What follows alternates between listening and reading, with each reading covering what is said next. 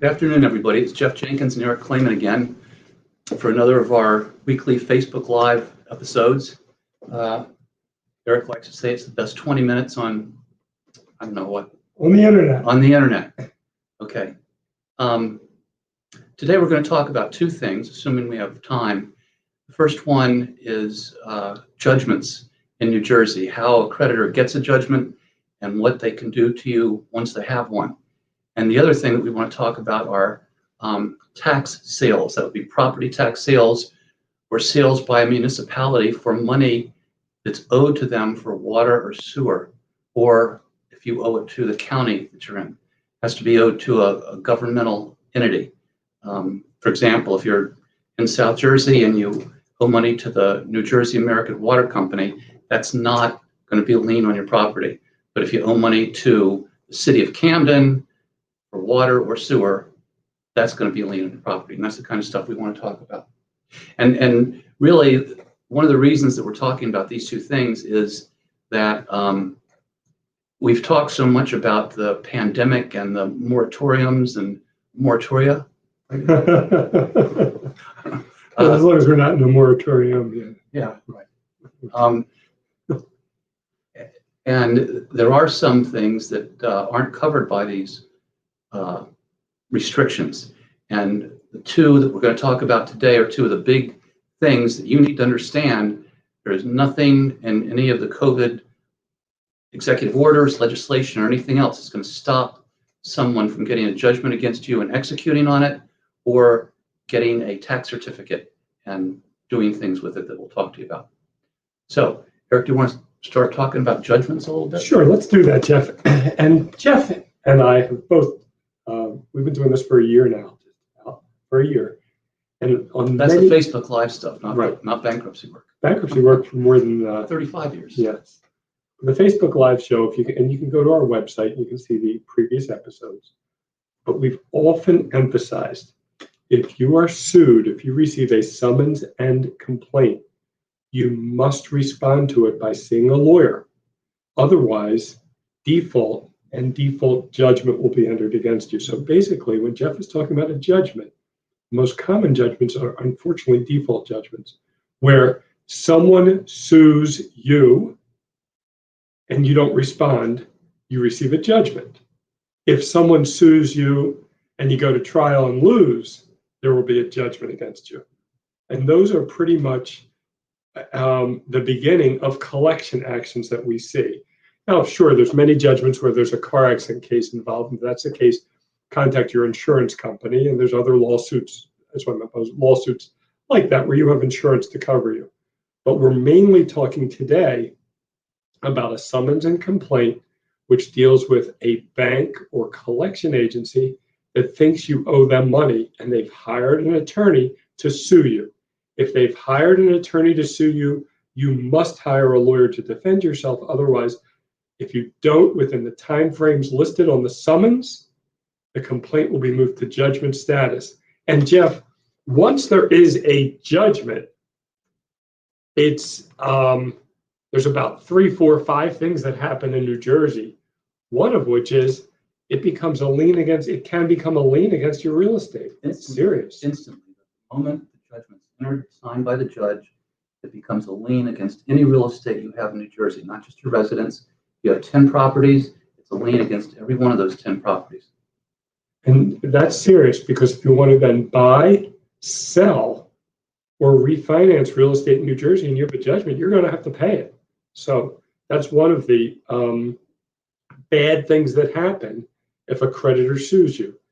New Jersey, although it's considered a progressive or liberal or blue state, when it comes to giving banks and creditors opportunities to collect, it's one of the harshest. Our neighboring states don't have remedies for banks that they have here in New Jersey. So it's a popular place for collection agencies to work. Number one, and collection lawyers to work. Number one, once there is a judgment against you, in addition to the lien, we just talked about real estate, so I guess this is number 2, there can be a wage garnishment against you. Eric, before we get into that, maybe we should talk about, once a creditor gets a judgment, what are they going to do then? What's the next step they take? Do they talk to the person they got the judgment against? How do they find out? I don't think so. I look, Well- they're going to send a demand letter at first, then they're going to sue you. And if you haven't responded and they get a judgment, they're going to talk to their client about what's in the file. And when you filled out your credit application, where were you working? And did you ever pay on the account? Where are your bank accounts? And those were the two things I was going to talk about, was they can garnish your wages and they can levy your bank account. And that is a miserable experience to go to the bank and try to pay rent and there's no money there. I guess I was getting at post-judgment discovery that they might engage in if they didn't have all the information they needed about you. They could issue a subpoena requiring you to appear in their offices and answer certain questions. For example, what bank do you use? Who's your employer? What's the address, the phone number, all those kinds of things. If they don't have that already, they want to get it so they can do what Eric just talked about, and that is they want to collect their money somehow. And the two big ways that we can think of, besides just if you own real estate sitting there, the creditor sitting there and waiting for you to have to sell it, and then they would get the money on their judgment. The other things to do would be for them to garnish your wages or to levy a bank account, like Eric was saying. And that is a miserable experience, Jeff. Most Absolutely. people in New Jersey, and certainly most of our clients, but really most people live paycheck to paycheck. Mhm. And even if you're doing fine and not facing the possibility of a bankruptcy, you have enough money in the bank to pay your rent, to pay your car insurance. And if a bank comes and gets a judgment, a creditor gets a judgment against you, pardon me, the creditor can then ask the sheriff's office to levy against your bank account. And Jeff, there are certain protections in New Jersey and federal law about that. But for the most part, if there's wages in your bank account, you're going to lose that money, right? That's right. You absolutely will. Unless you can show, for example, that your only income is from Social Security. And if that's the case, then the creditor can't take that money out of your checking account. And your bank knows that too. So if your bank was presented with a levy, they know all you get is Social Security. They'll contact the creditor and say, you can't do this. The person just has Social Security income and that's it. But other than that, they can take the money. And the process works as follows. They hire the sheriff's deputy to go out to the bank and to levy the funds. The funds are then frozen. And the creditor's attorney has to do a motion for turnover, which is on notice to you. The banks all charge approximately $100 to execute on your own bank account. Isn't that like really giving it to you? You lose your money and you get charged another $100. And then all your checks bounce. And then all your checks bounce too. It's so miserable. Then the money is just frozen for a while. They have to go to state court again to get a court order to turn the money that's been frozen over to the benefit of them for their judgment. Now, during this time, Jeff, even at this late stage that I've just described, the money's frozen, we can file bankruptcy and release those funds, can't we? Absolutely. Yeah, and we've talked about things like this before, and it's important to interject it here as we talk about judgments. Understand that if we file a bankruptcy anywhere during the process before the creditor gets their hands on the money, maybe even then we can do something. Right. But certainly before then we can. And it just, like Eric said many times, it stops them in their tracks from what they're doing. They just have to stop. They can't continue with trying to get your money. They can't continue with a lawsuit if it hasn't gone to judgment yet. Everything is frozen as far as they're concerned with you once the bankruptcy is filed. And that's right. And Jeff, we talked about the second collection action against consumers in New Jersey, which would be the most common one, would be a wage garnishment. In that situation, again, the sheriff's office is hired by the creditor, and the creditor and the sheriff's officer then goes in person or in writing to the employer and says, you have to give me up to a certain percentage of your wages, to a certain amount. And the employer then, your next paycheck shows, hey, I made $1,000 this week, 200 in taxes, 100 in health insurance, and $200 to this creditor. What a terrible feeling. Really, and your employer has to do it because what he's been served with is an order from a state court judge to him that he must do this. He must take a certain amount of your pay and give it to the creditor each payday. And generally, when we think about what that amount is going to be, it can't be more than 10% of your gross, or I think 25% of your net. But most of the time, not understanding exactly what the net's going to be, they're going to go after 10% of the gross.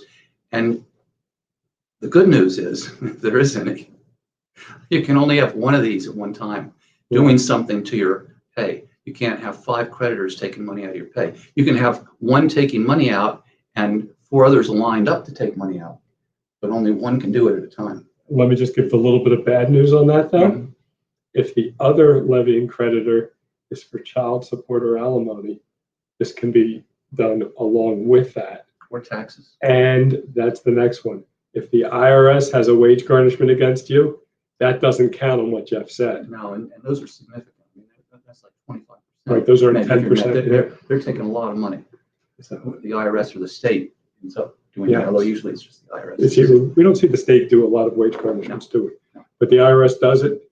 Can we stop the IRS by garnishment by filing bankruptcy? Absolutely. You know, the IRS is kind of scary to a lot of people. The New Jersey Division of Taxation perhaps is scary. It's the IRS, but in a bankruptcy context, they're just 2 more creditors, you know, and they have to abide by the bankruptcy laws, the protection provisions of the bankruptcy laws, and we deal with them all the time. And they're treated like another creditor. They don't get, you know, special treatment. You don't sound a trumpet when you're in court and they're talking about the IRS or something. And the attorney marches in and they throw rose petals as he walks in. Yeah. Well, we haven't been to court in over a year, but my best recollection is they don't do that. Right. And many people come in to see Jeff and I, and they'll say, well, I owe $40,000 in credit card debt, $10,000 in medical bills, some payday loans, some surcharges, which we can kind of talk about today, but maybe if we have time. And I owe the IRS, but I have a payment plan with the IRS. They were garnishing my wages, but now I have a payment plan. I want to keep that. Well, the IRS, just as Jeff just said, is treated like every other creditor. And the payment plan you get in bankruptcy will be a better payment plan anyway, because most of the time, interest stops and penalties go away. There's exceptions, but in the general sense, we're saving you a lot of money by filing bankruptcy as to the IRS, as well as credit cards, medical bills, payday loans, personal loans, surcharges, and whether they've turned into judgments or not. Right. And we've talked about taxes a little bit before and how that works. You know, we've mentioned these things before, but People can go on our website, and there's typically a title. If you click on the video portion, there's a title to each one of our Thursday Facebook Lives, and if you can just click on the one that says taxes, it's 20 minutes, and you'll really learn a lot about can bankruptcy help you if you owe income taxes. yeah. Just a quick aside: if the IRS files a lien against you, that's how they become a secured creditor, and that puts them in a position to do all these things that we're talking about. Or the state files. Judgment. It's not a judicial lien because they don't have to file a complaint and stuff like that in court. They can just get it automatically by certifying that you owe so much money. Now they've got a lien against you. And we talked about judgments being a lien against real estate that you would have. The state and the IRS liens would also become a lien against any real estate you own. For the state, it would be anything in New Jersey. For the IRS, they have a lien against any real estate you own anywhere. You know, like your second home in Florida, your third home in Maui. That's an issue with many of our clients. Covers everything. I think we did a nice job with judgments here. I think so too. We've explained how the judgment occurs, what the creditor can do once they obtain a judgment, and the fact that we're here to help people with judgments. But there's also, as you pointed out in the introduction, despite the COVID restrictions on some litigation, one type of litigation that we're seeing all the time are municipalities and counties, but mostly municipalities. Well, it's municipalities as a result of the county. So it's municipalities who have continued harsh collection actions against people who own real estate in their municipality. That's right. And what we're talking about here, we call them tax sales or a tax sale certificate. If you owe money to your municipality for property taxes, water, sewer, or you owe it to the county you live in, an entity that's affiliated with the county, not the New Jersey American Water Company, but Camden County Municipal Utility Authority. Good example. Okay, so if they're affiliated with the township you live in or the county you live in, and you don't make the payments for the water, sewer, property taxes, it's going to be an automatic lien against your property. And once a year, all the municipalities in New Jersey have a tax sale. But not on the same date. No, not on the same date. The dates are everywhere. You know, it just depends on the municipality. It could be January, February, March, April, December, whatever. But one day a year they have them. And fundamentally what they're trying to do is get somebody to pay that money that you owe so that the municipality is at least getting what it should get. And that because they need that money to operate the schools and other things in the municipality.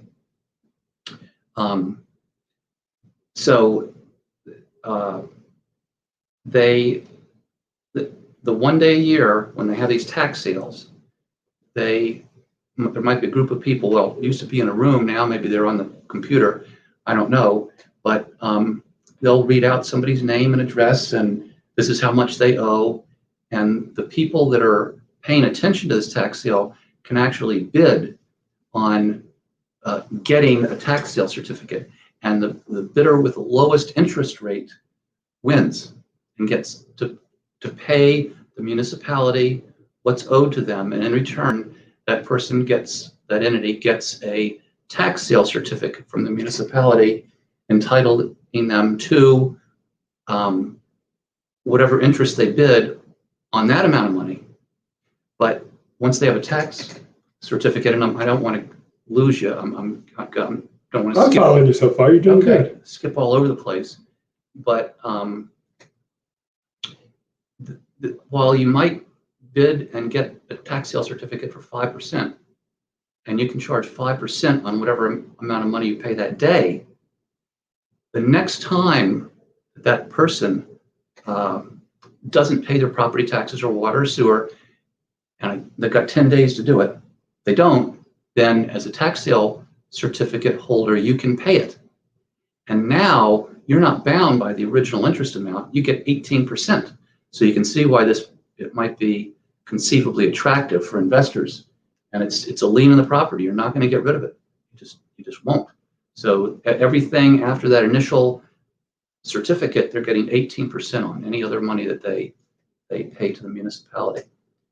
And then maybe they just don't want to sit tight earning 18%, Jeff.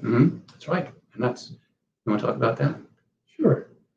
At some point, 2 years or more after the tax sale occurs, the creditor who purchased the tax sale certificate is able to foreclose on the property. And it's a different kind of lawsuit than other lawsuits. That's if the person hasn't redeemed As money, if they haven't paid. I'm sorry. Money off. Yeah. You're right. If the debt is still outstanding, Right. and typically you find out the payoff from the municipality, even though it's through the investor, but regardless, if it's still outstanding and it's been more than 2 years, you can lose your home for a pittance. Yeah. And we see this a lot with inherited properties and with reverse mortgages. Properties that don't really even have regular mortgages, because most regular mortgage companies, not all, pay your real estate taxes for you. But if you inherit a property or own a property without a mortgage, or a mortgage company that doesn't pay your real estate taxes for you, and it's been 2 years, it's been a year, it's been whatever, you are at risk to losing your home through a tax sale. And once they apply to the Superior Court and get a judgment, the final judgment acts as a deed vesting the property interest in the creditor.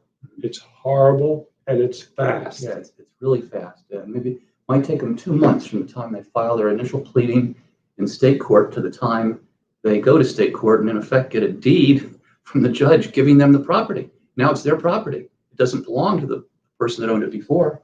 It belongs to the creditor, the tax sale certificate holder. And again, it could be just for a pittance, Jeff. It could be for a small amount of money. That's right. I mean, they could get a $1 million property for $10,000.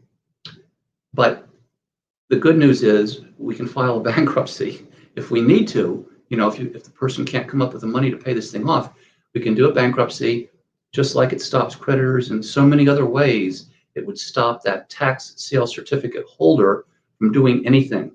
The moment the bankruptcy is filed, everything stops. So if they didn't get an order from the state court judge giving them the property, we can stop that process and we can pay what's owed to the municipality for taxes, water, sewer through the Chapter 13 trustee. And we should talk about fraudulent transfers too. We can do more, is what Jeff is talking about. Fraudulent transfer under the bankruptcy code, it's a term of art, fraud. It doesn't mean that fraud was involved. But under the bankruptcy code, debtors or their trustee, and you can call us if you have questions about this, it does get complicated, can, even after the property is lost to a tax sale, can sue the tax sale purchaser and say the amount of consideration for the property was so unconscionably low that it amounts to a fraudulent transaction. In Jeff's example, where you could lose a $1 million property for $10,000 in taxes, even after the deed was transferred, you could file bankruptcy and could bring a lawsuit claiming fraudulent transfer. And you could be successful, although we can never guarantee the success of that type of litigation because it's complicated. But what we're saying is talk to an attorney if you've received paperwork that indicates that you might have lost your property due to a tax sale. It is complicated. We understand all the ins and outs of the thing. And if you come in and see us and you've got a situation like that, we're going to go all through it with you to see if it's the kind of thing that we need to go back into, that we need to go into bankruptcy court for and ask to have this transfer where the state court judge signed an order undone. As a result of what's bankruptcy fraudulent transaction. It's not meaning that it's fraud, but meaning the sale price was just so low that it amounts to a fraud. Exactly. I think we're in pretty good shape for today. We did well. We got our 2 topics covered.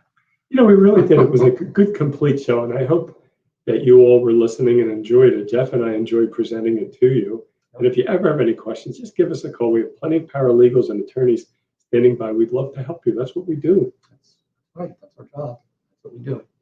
So hopefully you'll tune in and see us next week, same time, same place, 2 o'clock on Thursday afternoon. And until then, stay safe and God bless.